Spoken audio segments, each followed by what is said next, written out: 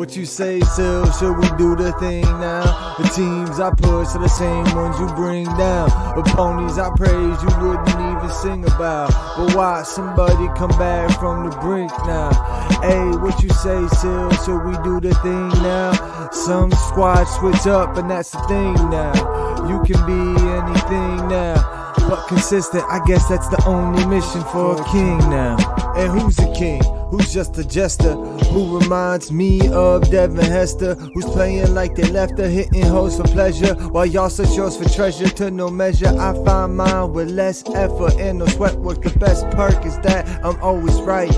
My opinion shouldn't cause a fight, but they might out at night cause your QB bites. So now it's on sight, I'm just looking down sights, waiting for a slip up. Dog, your shoelaces make you trip up, so you should find a zip up and pull it to where your fucking list was. Check yourself, this ain't get up, it's been up since the last countdown. Working on the fucking craft that they always count out. This is down now, but not out, so what you talking about? Don't get it twisted, I'm pulling switches like a pilot. I'm not flying, I'm just driving. I'm smiling cause life is gravy, stuff with struggles, but that's what fucking made me. Haters with turkeys, eating wormies, they ain't worthy, they do me dirty. But I'm not Brock Purdy, more like Tom Shirley. I know you heard me, but did you hear me? I said I know you heard me, but did you hear me?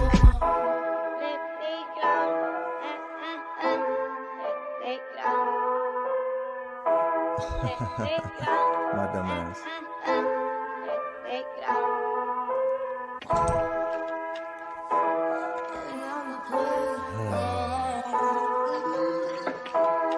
Am I good? Hey, what you say, sir? Should we do the thing now? The teams I push are the same ones you bring down. The ponies I praise you wouldn't even sing about. But watch somebody come back from the brink now. Hey, what you say, sir? Should we do the thing now? So swatch this up and that's the thing now.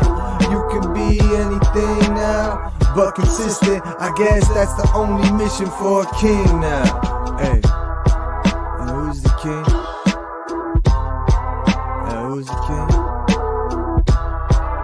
Who's the king? Put your rain down. Man, I don't care what you think about.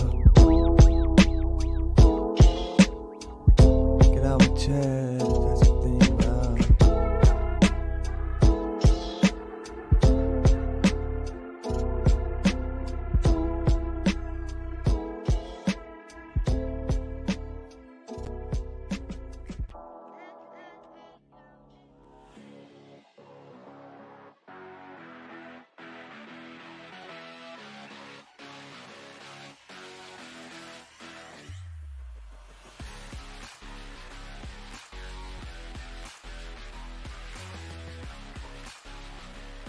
We back. What's good, everybody? Power rankings, week 11. We got some lists that are surely gonna piss some people off. Right now, I'm for sure gonna make some people mad. I don't know if my co-host will make some people mad, but I'll definitely make some people mad. What are you doing? How you doing today? So? We are back on the sidelines. The stadium is empty right now. Oh, man. He's there after hours putting the work in. That's what he's doing. Yo, but real quick, much love to Syl Nation. All the assistants, all the membership fees, everything went towards getting my system set back up. So much love to y'all who's been supporting, just from the beginning. I know most people support it through the geek stuff, but I'm just saying overall for sports and everything. Much love to y'all, and we're getting towards that stretch run of NFL, man. So we're gonna ramp this up, man. Hell yeah! We back all the way back, all the way back, all the way back. Gotta love it when he popped in my little bottom thing here, and I add him on the stream. Like, oh damn, he's back on the field. Let's go, let's go. Yeah. We gotta say. Yeah, thanks to everybody, man, and especially thanks to everybody who's supporting Syl Nation Sports Network and my channel with this sports, man. This has been, like I said before we started, I'm like, this is like my favorite show that we do now. I don't know, it's funny how the good countdown, began the favorite show, and this is like, this channel is just so much fun, and this show, man, oh my goodness, we got to get started with that list too, because my goodness, dude, even just today in the chat we have last week's list is getting talked about, so we got to start with, you know, not just any old list. We're gonna save, you know, the power rankings for last, as we always do, but I want to get your thoughts on some news that happened today. Matt Canada was fired from the Steelers.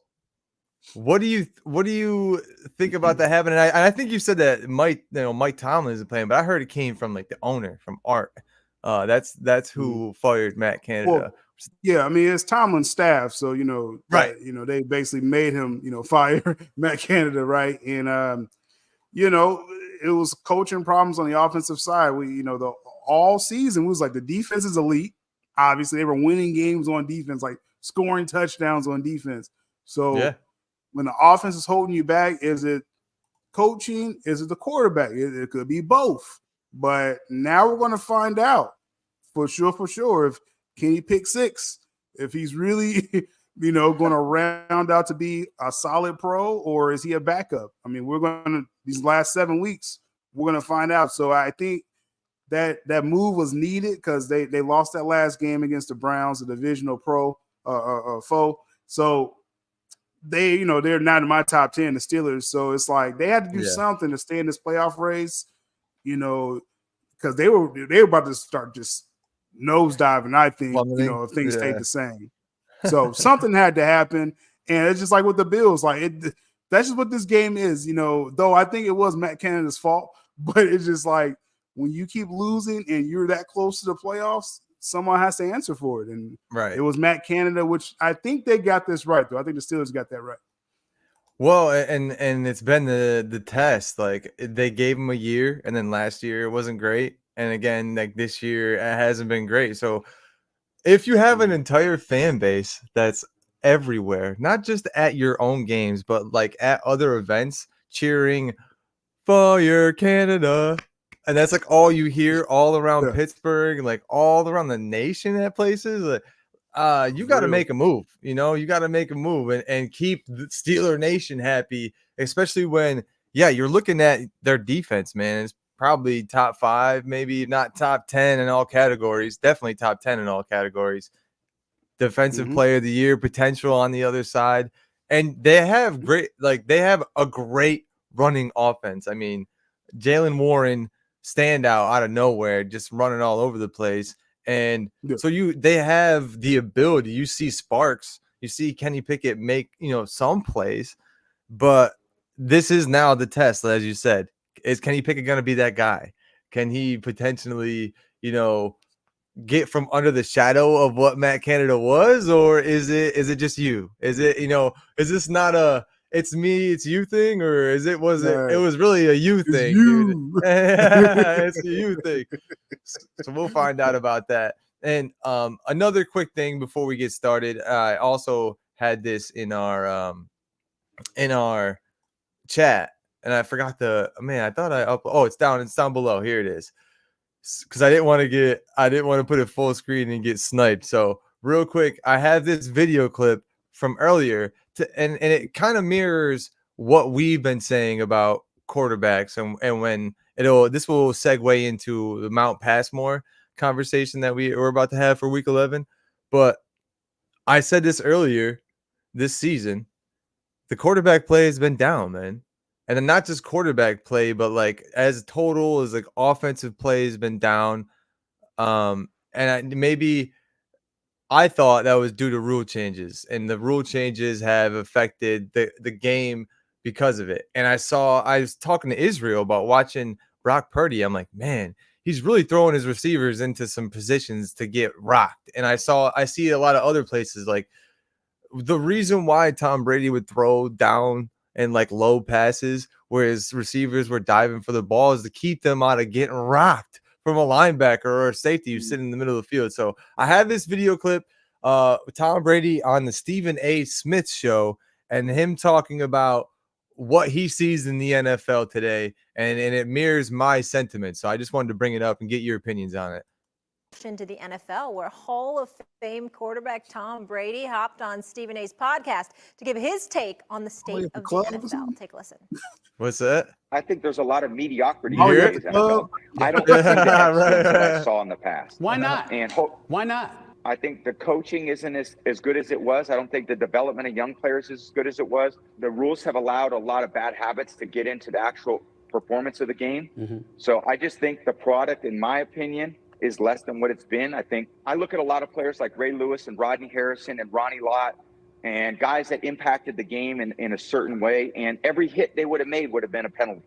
Your coach is complaining about their own player being tackled and not necessarily, why don't they talk to their player about how to protect himself? Yeah. We used to work on the fundamentals of those things all the time. Now they're trying to be regulated all the time. Offensive players need to protect themselves. Yep. It's not up to the defensive player to protect the offensive player. Fact. The defensive player needs to protect himself. I didn't throw the ball to certain areas because I was afraid players were going to get knocked out. That's the reality. Wow. I didn't throw it to the middle when I played Ray Lewis because you knock him out of the game, and I couldn't afford to lose a good player. You know what I mean? So exactly, it kind of mirrored my sentiments that I had like earlier this season, where I was seeing a lot of bad quarterback play, and he believes the same thing. It's like rule changes. So how do you feel about that when you hear that? Yeah, I know the automatic thing people are going to say. Obviously, all valid points. Obviously, Brady knows the game as long as he played the game and dominated.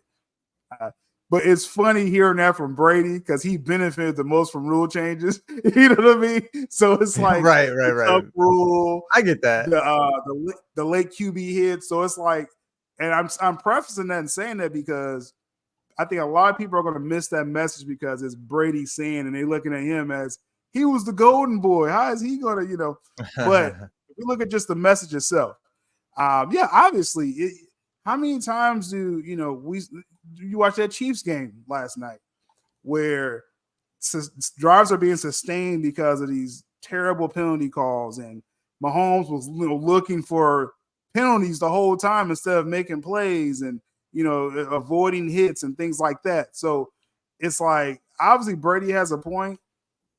It's just a part of the culture of the game now, which is that's kind of sad. I don't see it going away because now they're talking. I don't know if you saw the latest debate of they're trying to outlaw the hip drop tackle.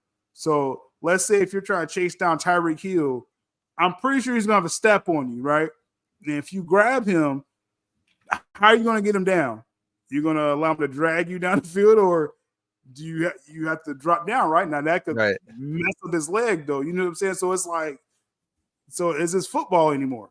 You know what I mean? And so it's just things like that. But then also too, when people get tackled like that, like Brady is saying, they gotta learn how to fall. Like props to Tagovailoa, he learned how to fall. Like so when he's getting hit, he's not just taking blows to the head because he's just flailing everywhere. You got to learn how to protect yourself. Yeah. So great points by Brady, and it's just I think it's literally just a part of the fabric of the game now. And quite honestly, I don't see it going. I mean, it's going to be a point where you won't be able to just push people and hope they fall down. At a certain point, right? Like just try to push them as hard as you can because they want offense, and hey, it's a multi-billion-dollar league. So I even see why they're regulating the game, but an old school player like Brady, obviously he's probably frustrated. Like, man, this isn't. I think in that same interview, I saw some of it where he was like, I was going against Ray Lewis, I was going against Hall of Famers, and every tackle was basically would have been flagged today. Every tackle that would have been a penalty. Routine tackles, you know what I mean? So it's like, he like I say, obviously Brady has a great point, and hopefully people don't just lose that message because yes, the quarterback is very protected, but he has a great point. Yeah, I think what you're saying too, and I will say this from a Patriots fan standpoint, I guess I have a lot of bias as far as all those rule changes, but those felt like during his time, a lot of it was like necessary. Now, did that whole tuck rule thing, that's like a different, I don't even necessarily agree with that, right? But I can't disagree with it because we definitely benefited from that. But What you know what I'm saying? I get, but even so, other quarterbacks have also benefited from the rules. Like some of people's favorite quarterbacks have also benefited from the rules that happened, to Tom Brady. He got knocked below the knees after he threw a ball, and that took him out for the entire season. That became like you can't do that anymore. Obviously, it's a personal foul, 15-yard penalty or whatever it is if you hit the quarterback after right after he throws the ball. That's because of Tom Brady. Like, I believe that helps all the quarterbacks, and you can't land on them with your full weight. Like, yeah, I believe that definitely is a good thing. But as far as like what he's talking about with like hits over the over the middle and just like routine football hits, I think that's a little bit different. I don't think hitting the quarterback after he's 3 seconds after he's thrown the ball is fair, or should not be called. And I definitely think quarterbacks benefit, but the quarterbacks have to be smart, as he says, to throw your guys into a place where they can catch the ball, but not only catch the ball effectively, catch the ball safely, because you don't want to just make one play. You got to make consistent plays and keep making plays. So to throw them into a spot where they're going to be able to make the next play and get up for the next spot. And that might have led to less explosive plays while I was watching Tom Brady, but I will say it led to consistent plays. And that's what, we need to get. I think what he means too, there's less player development. So the players, they're developed right now, more so from the college standpoint. Big plays, you need big plays at smaller schools, namely, in order to get in the eye of the college football playoff teams, have big scores and all this. So you're doing all those things, but you need to be taught the game differently when you get to the professional level. So I just think that what he's saying should not be taken just like, oh yeah, like whatever, it's Tom Brady just talking, an old guy talking about the game. Like, he watches the game more than all of us, and he has the most expertise out of anyone who's alive right now watching the game. So I think his opinion should definitely mean a lot. So I think that's why it's a good thing that it was discussed today, and I'm glad that he's saying it, because I've been seeing the same thing, Tom. I've been seeing the exact same thing. Flag football income is what some people in the chat are saying. I agree, Israel. I agree. It's coming to the Olympics. It'll be in the Olympics. What year did Tom Brady start playing? It actually is. In the league, like 99. It's when he was drafted, 2000. And that's when he started playing in the NFL. But obviously, he was playing at football for a lot longer than that. Played at Michigan, dude. Played at your favorite school. Your favorite college school, man. Took him to the what was the Orange Bowl? Won him the game. What was the bowl? I forget what it was. Yeah, they didn't really believe in him in college, so I forget his name because he wasn't Tom Brady. Me too. Yeah, it wasn't Tom Brady. He was Drew Hansen or something like that. It was like this it was very like a raw talent quarterback, and they thought he was going to be like a Brett Favre type guy. It was like, this Brady guy, he's so boring. You know what I mean? And so they wanted Hansen. What? Yeah, I know. Hey, that's what happens, and I'm glad that Bill Belichick actually saw something. So let's get through the quarterback conversation. Let's continue it to the Mount Passmore of this week. And the only real change is that Dak Prescott got better. Tua Tagovailoa got better.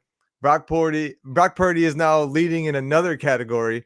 And Josh Allen, after winning, I had to put him on the list. And obviously, Lamar Jackson, he did get a win, but he's not really leading any statistics as, really. He's in the top 5 in some, in the top 10 in most. But he had to get dropped off, and maybe I should have mentioned that. But Josh Allen was leading last week, in a lot of these, or in the top 5 for a lot of categories in the NFL. So but he's been losing that games that he should have been losing. So I was like, I can't put you on right now, man. I can't put you on this if you've been losing, but got a nice, very convincing win this week. Like I said, if the Bills are able to put aside whatever's going on there, I think, and like I said, I think it's just Stephon Diggs, and you kind of agree with me over the weekend about that. But Josh Allen back on the list. He's first in touchdowns, 4th in completion percentage, 4th in yards, 4th in QBR.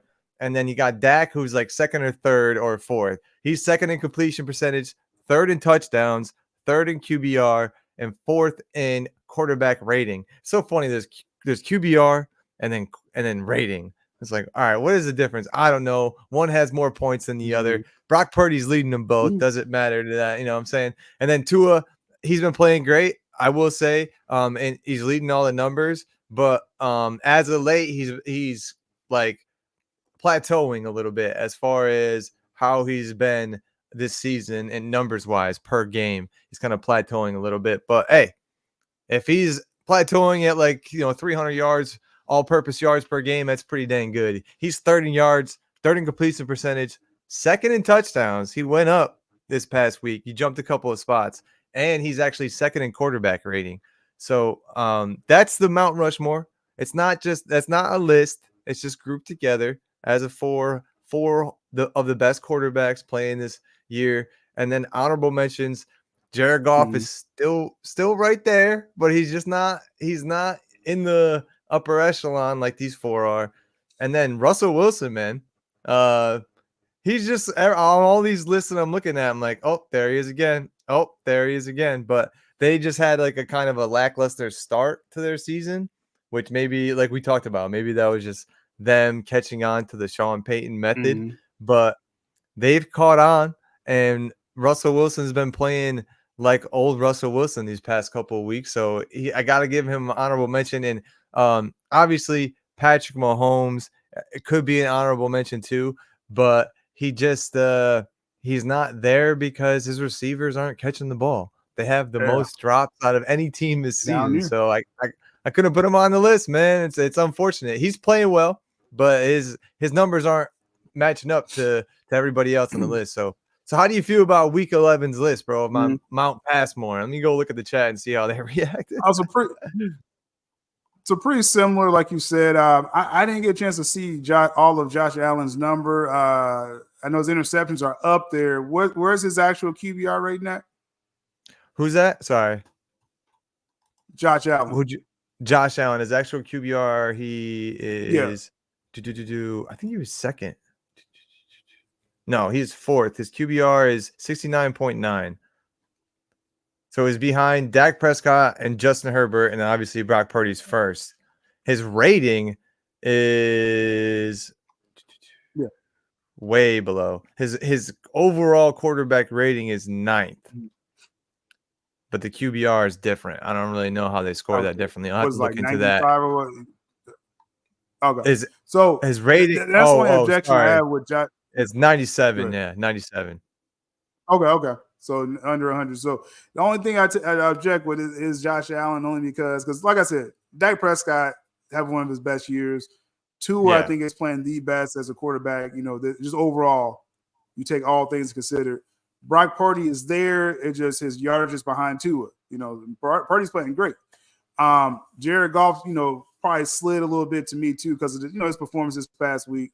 Russell Wilson's cool, just he doesn't have the yardage, just compared to the rest of the guys. But I'm still keeping Lamar Jackson up there. He has I think he has 100 QBR rating, and whatever he's lacking in yards, he's getting on the passing yards, he's getting in the rushing yards, and his interceptions are pretty good as well too.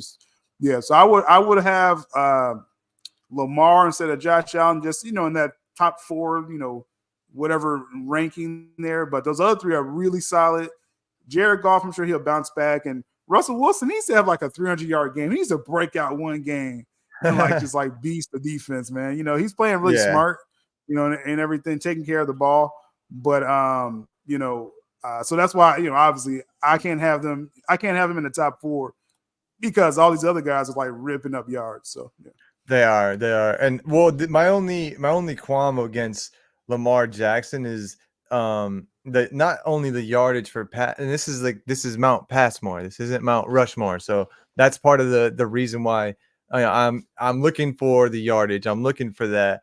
But he's less on the overall passing touchdowns too. He's down to 16th on the touchdowns list, which he only has. What was it? It's 6 interceptions on the year, which is super low. But he's kind of, I guess I could have more honorable mentions, but he was on the Mount Passmore list last week. So if we have a big passing game out of Lamar, he's definitely, has the ability to step in there. But with the performance that these 4 quarterbacks had this past weekend, I had to put him up there. And I also favor the QBR and the rating and the completion percentage more so, because they're like, again, for passing, that's what matters. How many passes are you throwing, and how many of those are you actually completing? And then what yardage are you getting on? Like, that all plays into it. So that's why I'm looking at those stats for Mount Passmore, just for passing. But yeah, Lamar is definitely he's got a whole different dynamic to his offense, which is running. Right. So you're kind of docking him because obviously he's a dual threat. Yes. And he's not getting it in the air, then you're not really counting that. So yeah, that makes sense for just the concept of the list. But I said those other 3 guys really solid. I anticipate, just going off of your rules here, I anticipate Jared Goff will probably bounce back and be on that top 4 next week. Yeah, he probably will. So let's go into the next thing. Jared Goff, though, I had to just keep him down there because, Money Train James was drinking the Kool-Aid too much off a 3 interception game, dude. I was like, I can't do it. 3 interceptions, bro. Come on. But let's see your worst, the bottom 5 of the NFL, man. I hate seeing the Patriots there. They're second to last right now. Oh my God. Oh, dude. man. Tell me, man. Bottom 5. This is, again, the quest for the most valuable draft picks of this generation, right? So these teams, if you have your quarterback, you probably don't, you're trying to win right now. You're not trying to stay down here.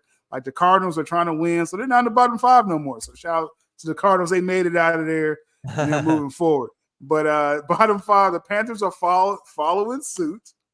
Lose as much as possible because that pick goes to the Bears. So shout out to the Panthers following suit. The Patriots, man, it must be total rebuild happening. The more and more I think about it, Belichick, will still get a chance to get his next quarterback in his next year's draft. And this will be his last hurrah with that quarterback. I think that's what's going to happen, meaning, several seasons, with that quarterback. Right. But Bears, what I'm saying? Justin Fields, he's, this is dress rehearsal. He may go to another team. Let's just see how good you are, but let's keep losing. So they did that perfectly against the Lions. Great offensive explosion, and we lost. That's great. That's actually, I'm happy about that. That means we're gonna have 2 of the top 3 picks the way this is going. Right now, the Giants must have missed the memo. Like the Giants supposed to have been right down there at the bottom there. What are they doing winning with a guy named DeVito? It's like, what's going on?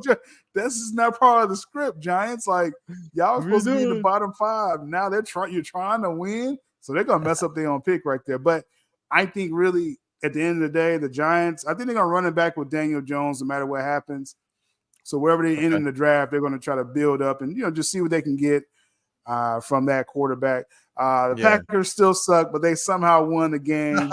Again, they may try to get out of this bottom 5. I guess they're trying. Last second bomb, dude. That's how they did it. Mini shout out to the Packers, I guess. Like, good job trying to get out of the bottom 5, right? Dishonorable mentions the Titans. They found their quarterback, but they found out that he's not ready yet. Will Levis, he has an arm, but man, when people get a chance to scout you, you caught everybody surprised that first game. Then they got a chance to sit down and look at your tape. That's what I'm saying. He can't read any defenses right now. Like he needs a whole offseason and and they need to kind of build that offense around him. And he's out there seeing ghosts and stuff already. So we'll see what happens. But heck of a talent. Again, AFC South, I'm very excited for next year for them. The Commanders finding new ways to lose. So this honorable mention, they may be in the bottom 5. They were sellers. So we expect them to come down. It was like Commanders, like, what are y'all doing? Like, they kept winning. Y'all sold away your defense. Yeah, it's like, come on down here, bottom 5. So that's the bottom 5 there. Again, next week we'll see. The Packers may try to break out of there. They're trying. We'll see. Still no love, though. No love. And what's the MVP candidates? I see you got Lamar Jackson going back up to the top, and then CJ Stroud staying there right where he was, but Tyreek Hill is in there over Myles Garrett. So explain that to me. Right. So I'm kind of I use kind of foresight with most of my lists because I'm anticipating something may happen. Meaning Myles Garrett was up there, then they lose Deshaun Watson. Then you got DTR, who wasn't really that impressive for me. Nah, but I mean, he did have a game-winning drive. I mean, wasn't that impressive overall, but it's like it's good they were going against Matt Canada's offense, right? So you only needed 13 points to beat them, right? So you'll give them a clap for that. But I anticipate the Browns to take a couple losses. I kind of docked them when we look at the power rankings too, because I'm anticipating, it's going to be a little slide right there. So Myles Garrett, I mean, if they're keeping that pace, 3-4 loss season, 5 loss season, he could have got the MVP, but I think they're going to have more losses than that. So that gets Tyreek Hill back in the conversation, but it's Tyreek Tua Tyreek. Like it could be either one of those guys. I feel from that team, and that may split the votes. Like I said all year with that. I don't want to say honorable mention, but just a slight mention. AJ Brown had a terrible game, so he's not going to have the numbers to even match Tyreek Hill. So he's not even going to be mentioned as MVP anymore. He's not mentioned. Okay. CJ Stroud, he could have took a little vice grip on this, but he had his worst pro game against the Cardinals. So had to, keep him, you got to keep him right there. Now he has a really good chance against division rival, the Jags, next week. He goes, beats the Jags head to head, takes over the division lead. He's going to be my MVP favorite. I'm just going to say that right now. If he finds a way to win this game. And if it's, he's the difference maker. If is the reason, then Lamar Jackson, like I said, dual threat. Though he's not fitting the Passmore, Mount Passmore as far as what Austin's saying. Lamar is getting in a rushing game as well. Yes. Good, a little bit of good news. Though Mark Andrews went down ugly in that Thursday night game, it's not season-ending ankle injury. So he'll probably get his top target back by the playoffs. So that's just a good side note for him.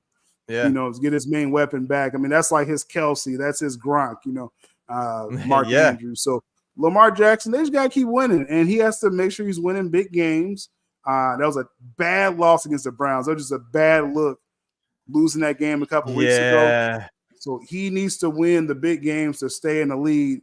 Because if he slips, like I said, I think CJ Stroud may take the lead. Absolutely. Especially, like you said, if he's the difference maker against the Jags, and it makes sense. But we talked about it, I believe, on yesterday's show, the Mini Monday recap, that even on a down game for CJ Stroud, he still had like fantastic numbers. It was like 27 for 37 with like 330 yards or something like that. Like 300 yards. Yeah, still had a great game in a down game. So I absolutely agree with you. They still got the W. So that's what's important. That's why I think he stays on this list. And yeah, Lamar Jackson's still getting W's. Got a very important win at home against the Bengals team, but that Bengals team is donezo. Good thing we kicked them off the list last week. Gave them the Sparta kick last week because they're donezo, dude. Let me bring this music in here. We got the power rankings. Boom, boom. And it's probably gonna take a couple of seconds. Let me give it a second. And power rankings. Boom, boom. Everybody lose their minds. Where do I have your team? Oh no. Are they back on? Are they off the list? We'll find out. We when I was going over the list, I like it because I guess I get the advantage of having yours first, but I already know like what I'm gonna do for mine. And it makes me feel good that we always kind of have like the first and the last team at the same. Oh, and I messed my side up. I didn't even fix all the numbers, but I'm gonna do that now. Yeah. But the numbers on the right are correct. So my fault for doing that, slacking as a host. But go ahead and tell me. Go down your list. I'll fix the numbers and I'll pull it right back up. But tell me why as far as the Eagles remain at the top, dude. Yeah, definitely. Eagles remain at the top, best record in the league. And so, as far as the order, these are the actual order. So, just so people know that, so the numbers may look wonky, it's all good. So the Eagles, I mean, number one team, like best record. They're fine. All they do is find ways to win. Though it's a little weird hearing this Jalen Hurts MVP chance. It's like, no, that's not what's going on here. This I didn't is hear good that. team wins. Yeah, it's good team wins. This isn't Jalen Hurts like wrecking the league. So let's kind of calm down with that just a little bit. But the Eagles, hey, they're playing, I ain't say they're playing the best ball. They just find a way to win. That's, hey, that's how you win playoff games. That's how you win Super Bowls.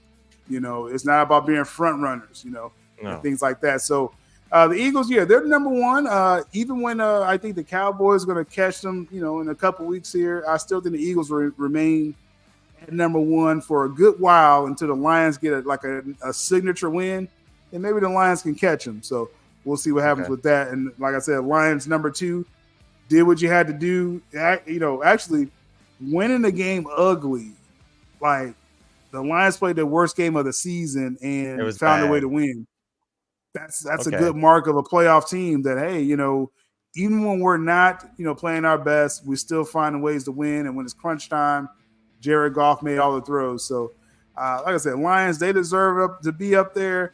And plus, by rule, as long as the records are similar, I'm always going to keep the Lions in front of the Chiefs because they beat them head-to-head. That's just what I'm going to do all year. So, that's just one rule of thumb right there. So, now, speaking of the Chiefs, they dropped down a little bit. So, we have the Ravens at number 3. And that's really just by proxy that the Chiefs have been playing terrible second-half offense. The Dolphins really should have beat them in Germany in that second half, but they ran out of gas at the end there. And they had a terrible game. We know that Broncos game was terrible, that they lost. And then they lose against the Eagles, not scoring again. All these 3 games, they did not score a point in the second half. They lost 2 of those 3 games. Not a good look for the Chiefs, right? So terrible. Yeah, they better be happy they're still at number 4 because their defense is actually great. They held the Eagles down. The defense is really good this year. It's just, man, it's crazy how that works. Mahomes finally gets a top 3 defense. He has no receivers. It's insane. It's insane, but that is what it is. They're right there to further notice. The Chiefs, they may plummet down because I think they're ripe for the picking. But at number 5, the 49ers are back at the top 5. They've proven themselves. I made them go through the ringer. I did the Sparta kick. After a 3-game losing streak, they had to sit on the bubble for a week or so. And then after they destroyed the Jaguars, then they outlasted the Buccaneers. The 49ers are beating quality teams. They're looking like themselves. It helps having Deebo Samuel's back and, and CMC's healthy and Chase Young's on the other side of Nick Bosa. So, everything looks good when you have all your players. And that's a no knock right there. And Brock Purdy, when he has his weapons, he gets the job done. So, they're at number 5. We'll see again. It's going to be maybe some slippage, and they may leapfrog some people. The same rule I have with the Lions and the Chiefs, I have with the 49ers and Cowboys. As long as the records are similar, the 49ers will be ahead of the Cowboys because they destroyed the Cowboys. So the Cowboys at number 6, they are, they're just the ultimate, they're a good team. They're right there. They beat who they're supposed to. You just know what to expect from the Cowboys. I think for Thanksgiving, who are they playing? The Commanders, I think. I think they're playing the Commanders or the Giants. But usually, I think it's the Commanders. They beat who they're supposed to beat. Right? That's what the Cowboys are going to do. You can just expect the Cowboys. And then when they play a good team, they're going to lose. Right? So that's what they've been doing all year. They're right there, number 6, where they're supposed to be. Dolphins are starting to get that type of feeling flavor as well for me that they're going to be who they're supposed to, but then these big games are not winning. So that's going to keep the Dolphins out of the top 5 until they can prove themselves. Jags at 8 because I just really didn't like them all year, but they kept winning. You got to reward winning. They're a scrappy team. Again, Super Bowl coach and everything. So they're going to be in games. I just don't see them on a level. You put them on a neutral field against the Cowboys, I think that the Cowboys will beat them. Same as the Dolphins versus the Jags. I think they'll beat the Jags. So Jags right there until we see what happens with the Texans. They may not even stay there that long, right? The Browns, though they won, I dropped them. Dropped them hard, though dude. They would, Me too. I dropped because again, I anticipate. I anticipate what's about to happen. DTR is not it, bro. You're not playing the Steelers every week. You can't play Matt Canada anymore because he's fired. So you're gonna have to put up some points. And man, you can't go to PJ Walker either. But is Joe Flacco now? I'm gonna keep him right there for now. But is Joe Flacco? Is he gonna come back and cook? I don't know. Like that may be like a crazy run with Joe Flacco for a playoff run. I think their defense and running game gonna be just good enough to make the playoffs. But they're sliding down because I anticipate another loss or two. Next couple of weeks there. And I said Texans. They finally cracked the top 10. They finally CJ Stroud and his team. They cracked the top 10 because they're on a crazy run right now, and they have a chance to actually lead their division. So I had to reward that for putting them in the top 10. But that means that Jags and Texans game next week, that loser may get the Sparta kick real quick. We'll see. Well, that's why I say don't say dark horse, because they're not playing like it anymore. Even in a bad game, they're still winning. And against a Kyler Murray-led team, they're trying to catch every team slipping now as they go forward. And like we said, I believe yesterday Kyler Murray's trying to put in a resume for next year, and stay there or go to a different team. But I agree with most of your list. As I was putting together, I was like, yeah, I see why I did this. I see why I did this. Obviously, mine's going to differ. Mine's going to probably be a little bit jarring for some people. And the Eagles remain their top. They beat the Chiefs last night, and they could have lost. I think me and you are kind of just both waiting for that loss to kick them down a little bit. But the Ravens, they won. We forget it, but they won on Thursday again against Bengals team, and they were trying to win that game, but the Ravens went ahead and they won convincingly when the Bengals were down. They didn't take their foot off the gas. They went and scored 34 points or whatever it was, and they did the deed. So I got them jumping up all the way to 5 because I put them down a couple of pegs after they took that loss to the Browns. But the Browns, they took a dive on my list as well, so they're not at 3rd anymore. I got the Cowboys going up to 3rd. And my reasoning for that is, yes, I understand that they did lose to the 49ers. However, the 49ers had 3 down weeks. And then yes, they came to play against the Jags, and they came to play they played decently against the Buccaneers. I think the Buccaneers still could have won that game. Obviously, I'm biased, but I would say the reason why I have the Cowboys above the 49ers is just because they've been playing better, more consistently. I know you think it's against comfy teams, and you're right about that.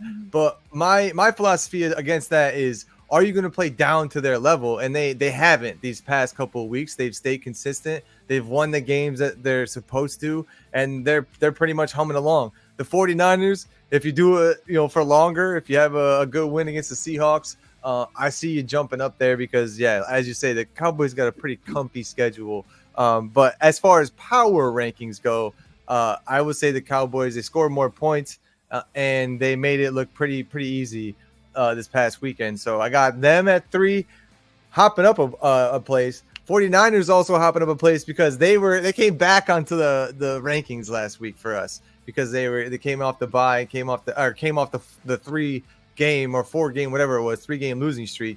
So I got the 49ers there at 4. They look really good. Brock Purdy, perfect passer rating. They're still making explosive plays, and it's funny. It's crazy when you watch that game because Kyle Shanahan makes the offense look so easy. It's like, yes, I have this player. This is the best player. I'm gonna dial up a way to make your whole defense be on the left side, and we're gonna be running to the right side. You're like, why doesn't everyone do that? And it's and not everyone's kind of Kyle Shanahan, but they're looking good. So I got them up there in the top 5. And the Chiefs in the loss got back on to the power rankings.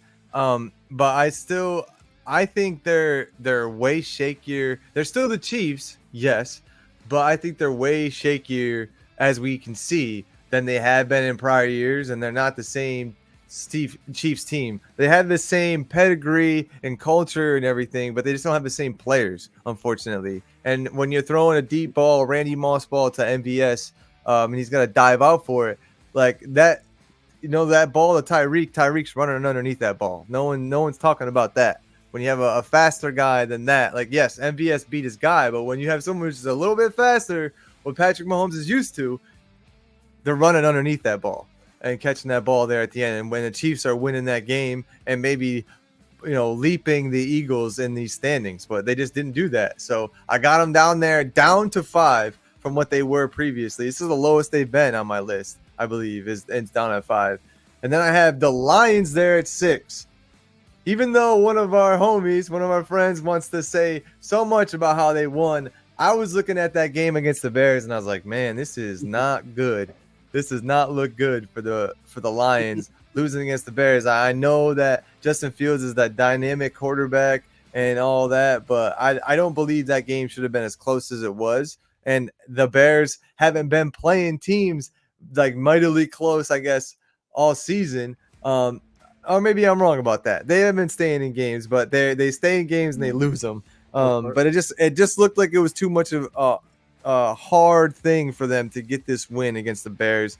And Jared Goff throwing 3 interceptions in a win, you're not going to have that too many times. So they should be glad that they were playing the Bears in that kind of game. So hopefully, I said the loss against the Ravens, I said I hope that is a write-off.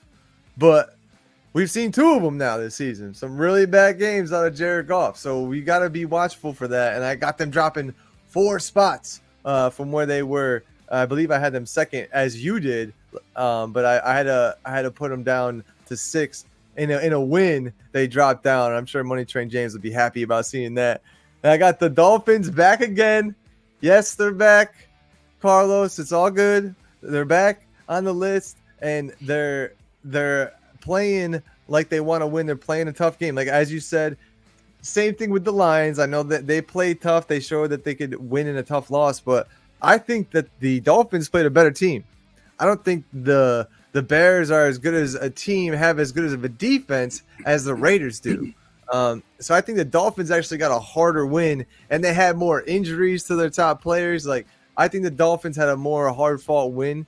And showing that they can actually do that, win those games, it shows a lot. And mind you, they didn't get the comeback off of and against the Chiefs. The Chiefs are in the same division as the Raiders, and the Raiders know what they have to be as a team to try and compete for the division. So I don't think that people are talking enough about the Raiders, coming back and playing super hard and maybe not scoring a lot of points because Aiden O'Connell's on the other side. But I think the Dolphins had a harder fought win against the Raiders team. So that's why I got them there at 7.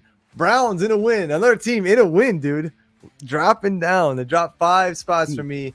Not all the way down to 9th like you had them, but they did drop down a lot. I still think and the way I based this kind of off was versus the Browns and the Jaguars. I think the Browns have a better defense. I don't know. I know, like, yes, the Jaguars have a better offense, but to me, the defense means a little bit more because if you can prevent the other team from scoring, you're obviously going to have a better chance to win. So I got the Browns at 5. DTR didn't show a ton, but he did show that he could drive the ball down the field and get the team in a scoring range to kick a field goal. So he executed when it mattered. That's all that really matters. In his first actual start, came out and got a win.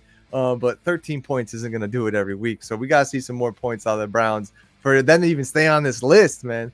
And then the Jaguars, in a win, they played the Titans, but they had a convincing win, right? It wasn't just, oh, man, we were in it, we were out of it. They had a convincing win. They were at home. They finally got a win for Duval and all the fans there. So good for the Jaguars. They actually went up a spot for me, too, because they were on the bubble. But the only team is weird. I got the team that's on the bubble right now for me is the Browns because the Texans just got in. They're saying, yo, we're a team. We got a rookie quarterback. We got a brand new head coach, but we also have a defense. And we're here to play. We're not here to just, try and have a winning season and not make the playoffs. Nah, dude, they're solely in the hunt for the playoff race. are on the bubble for the playoffs, and they're in both of our top 10. I think the Texans are, like I said, I put it for your side. Don't say dark horse, because I don't think they're the dark horse. I think they're going for the Jaguars. And as you said, they're playing the Jaguars this week, so it's going to be a big, big game. Coming up for the AFC South standings. Do they play them again or after this one coming up? This their second match. The second Texans matchup. won the first matchup. Okay, and then the next thing before we get out of here, like we did last week, let's look at that playoff picture real quick. This is the seeds. On the left side is the AFC. On the right side is the NFC. It says in the hunt because the playoffs aren't, official yet. So I should have cropped that on out of here. But you got the Ravens actually taking over the number 1 seed with the Chiefs losing. And then you have the Eagles still staying there at the number 1 spot. But you said earlier, man, you think the Lions are going for that number 1 spot in the NFC. And with their schedule, they have all the chance in the world to do that. So what do you think about what you see here? The Browns, the Cowboys, the Texans, the Seahawks, and the Vikings and the Steelers getting into the playoffs, kind of like the wild card spots. Yeah, definitely a playoff projection. If the season ended today, this will be the standings. The AFC is going to be just a lot of movement. You have a lot of 5-5 teams that's right a game behind the Steelers. Like the Colts is right there. The Vegas Raiders, I think, have 6 losses, so it's going to be kind of tough for them. But so there's still a few teams that can still, there could be some more jostling at the bottom of the AFC. On the NFC, I'm just going to say it right now, these are the 7 teams that's making the playoffs. You think so? They may change positions, slightly or whatever, but I don't think anyone's catching the Vikings on the NFC side. I think they're going to, win at least 10 games and hold off anybody. And the Seahawks, so they had a, not the best loss against the division Rams. I still think they're going to get 10 or 11 wins as well too. It just, I think the next team in the NFC, I think they have like 7 losses. I think it's just those are your 7 teams, so it's just a matter of positions there. But AFC, a lot can change with that Jag and Texans game. Keep eye, are the Steelers free falling, or are they going to figure out with Pickett? And the Browns, I see them sliding. Yeah, I see the Browns sliding only because I don't think they're going to generate enough points, but I still think they're going to get 10 wins, and I think they're going to be in the playoffs. So they got enough cushion to kind of slide and then, lose to the Chiefs or something in the first round or something.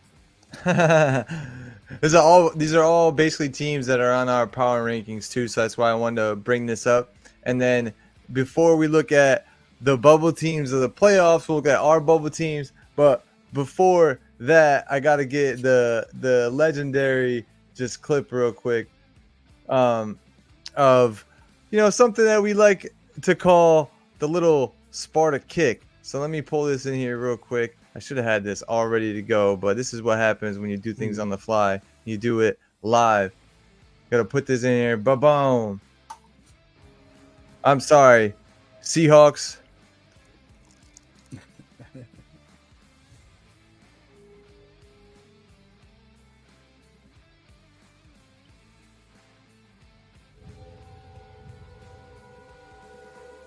Madness. This is Sparta!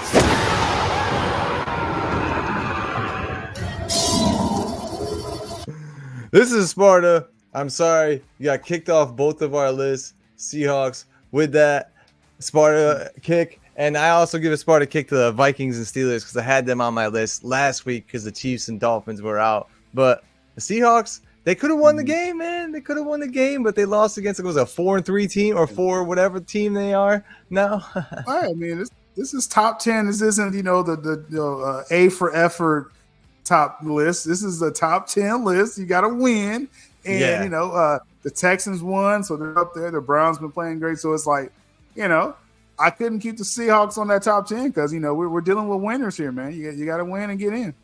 Yeah, it's unfortunate, but that's just how we do the power rankings here, man. And then we both got a bubble team. You got the Bills on the bubble. I'm afraid to put them into the bubble just because of what's going on there. But then I got the Broncos on the bubble. So how you feeling about the Bills right now after they came back and win against the Jets? It's more about default, right? Like the Bills, though they did lose to the Broncos there a couple weeks ago, but it's by default because there's going to be some slippage from the Bengals. I still think the Steelers are going to kind of come down some, maybe the Browns. So the Bills, they have an avenue to get back into this definitely the playoff picture, and then probably the top 10. Yeah, probably the top 10 because the Jags or Texans are going to take off after next week. So so the Bills have a chance to kind of get in there. I would have had the Vikings here, but again, it's only 10 teams, and they already got like 5 losses. So I don't see the Vikings. They can still make the playoffs, obviously. But I'm just talking about the top 10 teams. I don't see them. So the Bills is the only one I think can kind of slide in there because there'll probably be some slippage. Yeah, that's fair. By default, that's fair because Browns are definitely probably going to be out. I don't want to be a super freezing cold take. I got, because of what you said, also, I have the Broncos on the bubble because they're playing like a team that's not, going to lay over and die. They're not sellers. And as you said, they've beat key teams this season. A lot of games that we thought were going to be like surefire losses for them, they were just like, nope, we came to play and we're going to win this game. And they beat the Vikings, which was very surprising for me, albeit it was at home, and Joshua Dobbs did everything he possibly could to get them to win. But the Broncos still pulled off the W and got the win at home. So I have to give respect for what they're doing and what they're trying to be as a team this season. And with that, let's look at the bubble teams for the playoffs. Oh, I guess it blacks both of us out, but somehow the Packers are on the bubble, dude. I don't know how that's even possible. But they're on the bubble, and the Bills, like you said, they're on the bubble too right there. So how do you feel about this? Colts are on the bubble, dude. Colts are on the bubble. Mm-hmm. Yeah. I mean, definitely there's, there's some room. Like I said, the AFC can get really fluid. That's what I'm saying. If the Steelers slip, if the Browns slip, you got the Bills waiting, the Colts waiting, and the Broncos, are in that hunt. The Bengals are going to free fall, right? So that's going to be very interesting. Every AFC game is going to be interesting every week. The NFC, the Packers right there, and the Rams right there, and the Falcons and the Bucks. I don't see any of them catching the Vikings. The NFC South teams can catch the Saints and kind of leapfrog in there. But I see those teams running out of gas outside of the NFC South. Packers and Rams, we know who you are. Right. You're not making the playoffs.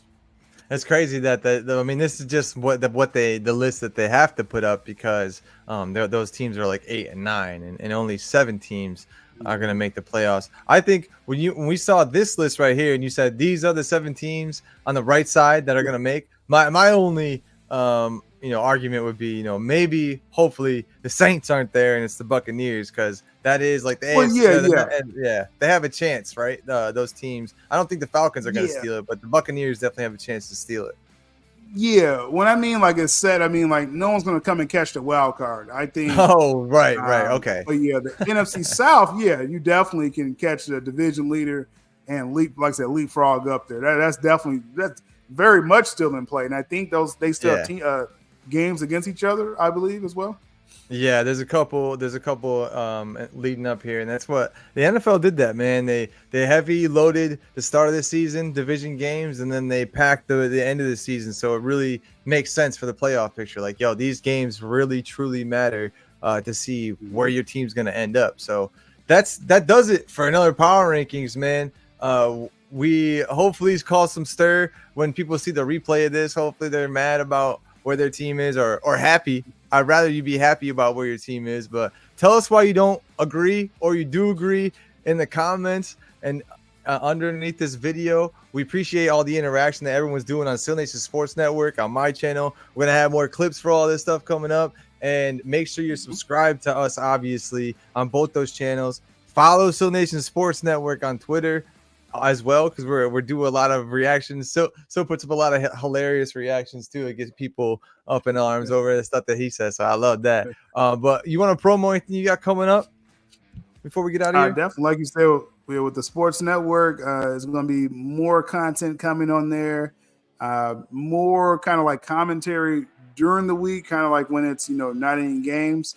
I'm kind of aiming for that type of stuff where, there's going to be clips like on the, when reaction to the games and things like that. But yeah, I also want to do like some commentary pieces.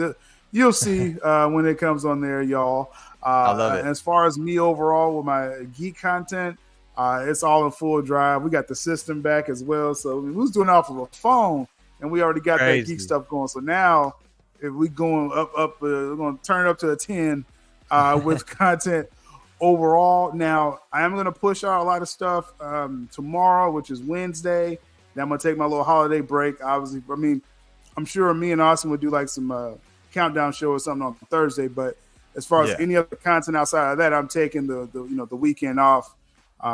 Starting Thursday, spending some time with the family and friends, and take a little recharge, and then come Sunday back for the countdown, and content all around starting next Monday. So we definitely, if we don't catch everyone before then, everyone have a nice safe holiday week. Hopefully you get some ham or turkey Thursday and watch some football. Whatever you like, and maybe I missed opportunity on these power rankings. We'll have to do a graphic of like power rankings for Thanksgiving food, but I thought that was a little bit too corny for our but we could do it. We could do it for a graphic. We've done worse things. Yeah. We've done worse corny things, so that wouldn't be bad. We can put it out. We can put it out. We'll have to do that. But yeah, man, thank you for being here for another Power Rankings. Obviously, it wouldn't be as fun if I didn't have you on the show. And we're going to be definitely back here for a Thursday countdown. It'll be an earlier one, though, because the first game is at 12:30. So that's going to be that won't just be for one game. We're going to be going over 3 games for the Thursday countdown. And who knows what happens. Might have some guests. It's Thanksgiving, man. We're going to have some. And I'm thinking Friday. I don't know if you want to join me for Friday, because it is a Black Friday game. If you're available for that, we'll definitely go over that game. But I think before that, I want to have like a Fantasy Friday stream where we have everybody who wants to come into the stream and be a part of the stream for our fantasy football. We're gonna have a little, overview of how the season's gone, how you feel about your team. You come talk to us, and we'll obviously preview what the playoff picture is looking like and who's going to make the playoffs and what the matchups are right now if the season were to end today, because we're only a few weeks away, till the playoffs start for fantasy, because the fantasy playoffs are during the season. They don't start when the actual playoffs start. They're in a couple of weeks. So I want to have a Fantasy Friday football gathering, because it's Thanksgiving, man. It's time for everybody to get together. You know what I'm saying? So hopefully everybody is down for that. I'll put out the info for that, and we'll see you guys on Thursday. So thanks for watching. Make sure you like, make sure you subscribe, and we'll see y'all on Thanksgiving. Till next time, everybody. Peace.